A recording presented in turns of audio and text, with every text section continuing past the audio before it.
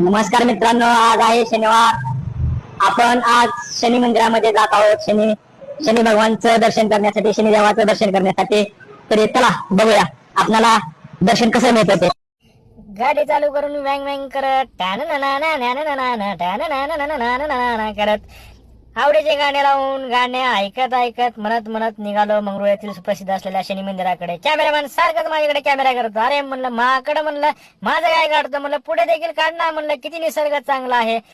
Cameraman म्हणला इथे एकही व्यक्ती दिसत नाही. मी म्हणलं व्यक्ती असो अथवा नसो, म्हटलं जनावर तर आहेत ना, म्हटलं इथं जनावर काढ काढ काढ काढ म्हणलं कॅमेरामध्ये कर रेकॉर्ड. तर मित्रांनो, शनी महाराजाचे मंदिराचे शिखर तुम्हाला दिसले असेल. आता आपण पोहोचलो आहे शनी मंदिराजवळ.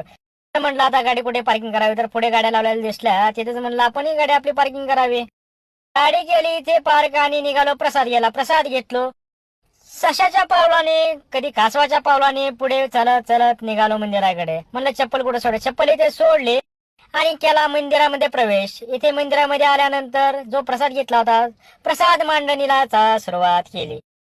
खडी साखर वगैरे इथे मांडून वगैरे म्हटलं शनी महाराजाला तेल अर्पण करावं. तेल अर्पण करून निघालो. भस्म टीका लावून म्हणलं आता महादेवाचं दर्शन घ्यावं. म्हटलं चला, म्हटलं हर हर महादेव म्हणजे घंटानाद केला आणि निघालो आपल्या महादेवाकडे. मला बेलपत्र अर्पण करून म्हणलं ओम नमः शिवाय, हर हर महादेव, शंभो शिवशंकर म्हणून चला म्हटलं आता मारुतीरायाकडे जाऊ. हर जय हनुमान जय बजरंगबली म्हणून निघालो परत शनी महाराजाच्या मूर्तीकडे. इथे नमस्कार करून आशीर्वाद घेऊन प्रदक्षिणा घालून इथे आलो मामाकडे. या मामाने आपला नारळ फोडून दिला, त्यामुळे त्यांना तिथे दक्षिणा दिली आणि मामाने दिलं नारळाचं पाणी प्यायला. नारळाचं पाणी पिऊन म्हणलं आता फोडलेला नारळ म्हणलं चला अग्निकुंडाजवळ थोडा प्रसाद म्हणून ठेवूया. तर इथे ठेवलो आणि निघालो महाराजाकडे. महाराज म्हटले तुमचं भविष्य उज्ज्वल आहे, तुमच्यामध्ये भरपूर अशी क्षमता आहे, तुम्ही जग जिंकू शकता. मी म्हटलं हो हो हो ठीक आहे.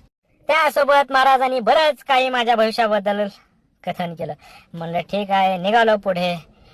महाराजांचं ऐकून भरपूर काही बरं वाटलं. भविष्याबद्दल काही त्यांनी रोचक गोष्टी सांगितल्या की तुमच्यासोबत अशाशा काही चांगल्या घटना घडणार आहेत. म्हणलं ठीक आहे. मन एकदम प्रसन्न झालं होतं. महाराजांनी जे भविष्यवाणी केली ते ऐकून एकदम मन प्रसन्न झालं. म्हणलं आता चला उशीर झालाय, चला निघूया तुळजापूरकडे म्हणून निघालो गाडीकडे.